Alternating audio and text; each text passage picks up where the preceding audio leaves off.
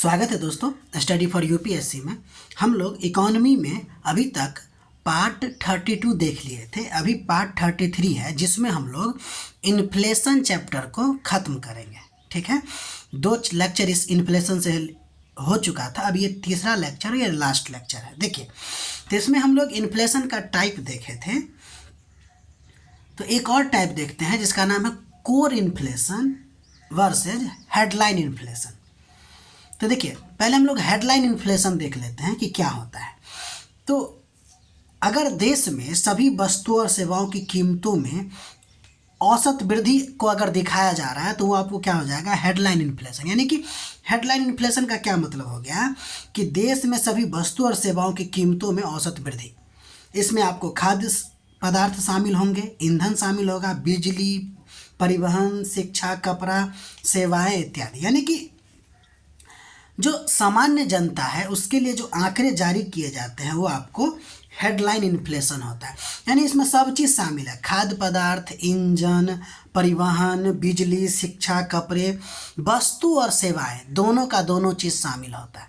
ठीक, जबकि core inflation शब्द अगर आपको देखने को मिले तो इसका मतलब होता है कि हेडलाइन इन्फ्लेशन में से खाद्य पदार्थ और फ्यूल यानी ईंधन को हटाकर जो महंगाई निकाली जाती है वो कोर इन्फ्लेशन होता है।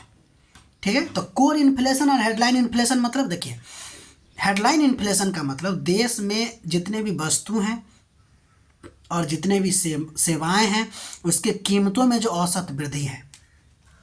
जबकि कोर इन्फ्लेशन में होगा कि हेडलाइन इन्फ्लेशन निकाल के उसमें से खाद्य और ईंधन को क्या करेंगे, हटा देंगे, तब जो आपको इन्फ्लेशन निकलेगा वो कोर इन्फ्लेशन निकलेगा। ठीक है, और यह दीर्घकालीन महंगाई का संकेत होता है।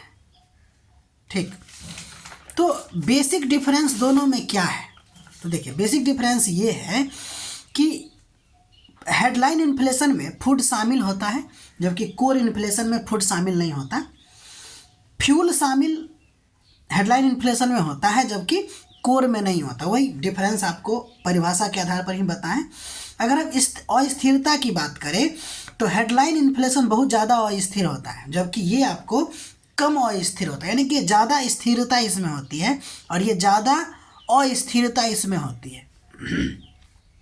अगर नीति निर्माण में अगर देखें तो हेडलाइन इन्फ्लेशन का उतना ज़्यादा महत्व नहीं है जितना कोर इन्फ्लेशन का है। तो मॉनेटरी पॉलिसी जो बनाते हैं वो कोर इन्फ्लेशन को देख के ही बनाया जाता है, इसलिए आरबीआई ज़्यादातर आपको कोर इन्फ्लेशन देखता है। देखिए, क्या होता है ना कि फूड और फ्यूल, ये जो फूड आइटम है और ये जो फ्यूल आइटम है उसका दाम हमेशा फ्लक्चुएट करता रहता है, इसलिए कोर इन्फ्लेशन निकालने के लिए उसको हटा दिया जाता है।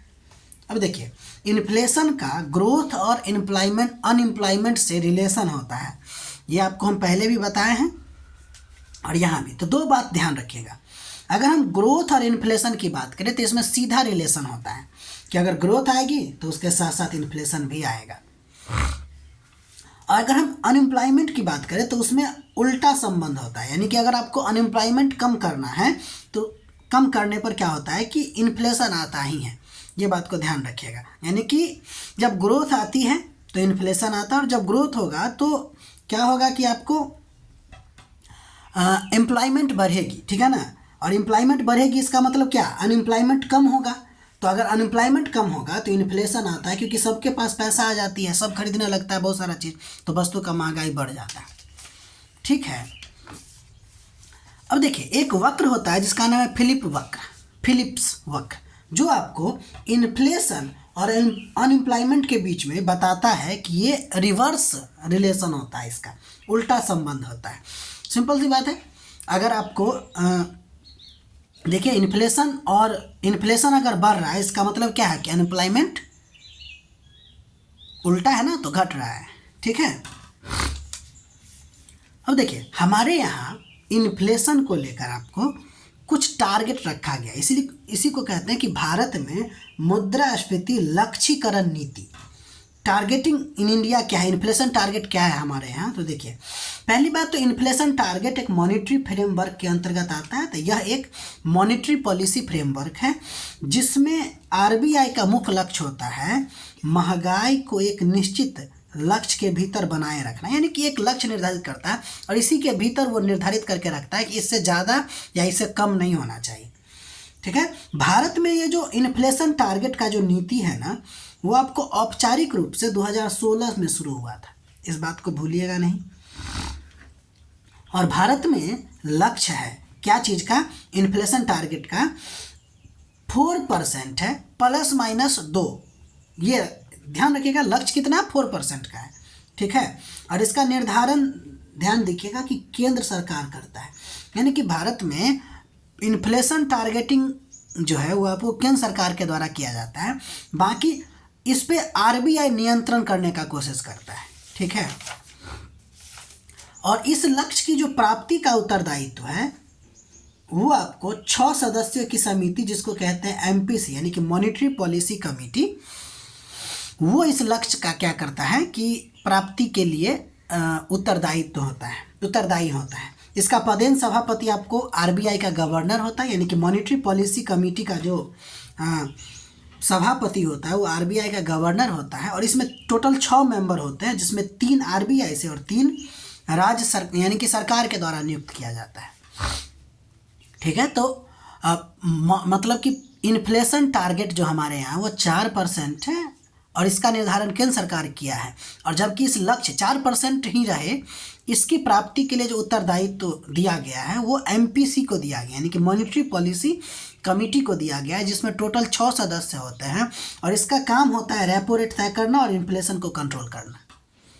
ठीक है, अब ये लास्ट बातें ध्यान रखिएगा कि मुद्रास्फीति से कुछ लोगों को लाभ होता है और कुछ को नुकसान होता है, और ये बार बार क्वेश्चन पूछा भी जाता है। देखिए लाभ की अगर बात करेंगे तो व्यापारी और उद्योगपति को होता है, देनदार, कर ऋणदाता या फिर कर्जदार, इस सब को क्या होता है कि लाभ होता है। बॉन्ड जो इशूअर होते हैं उसको भी लाभ होता है और नियोक्ता को भी लाभ होती है। जबकि हानि की अगर बात करें तो बचतकर्ता जो सेविंग करने वाला उसको हानि होती है, जिसका फिक्स इनकम है उसको भी हानि होती है, बॉन्ड होल्डर को हानि होती है, लेनदार यानी कि ऋण जो देगा तो वो तो देनदार हो गया, लेकिन जो लेनदार है जो ऋण लेगा उसको हानि होगी, वेतन भागी वर्ग जो होंगे उसको भी, और साथ ही साथ जो नियुक्त यानी कि ये नियुक्ता है नौकरी देने वाला और इसको जो ये नियुक्त करता है तो ये जो नियुक्त है उसको हानि होती है। तो ये आपको हो गया इकोनॉमिक्स में इन्फ्लेशन चैप्टर कंप्लीट। ठीक है, अब हम लोग आगे अन्य लेसन की भी शुरुआत करेंगे। तब तक के लिए अपना ख्याल रखिए। हमारा प्रयास अगर आपको अच्छा लग रहा है तो लाइक कीजिए, शेयर कीजिए और सब्सक्राइब कीजिए।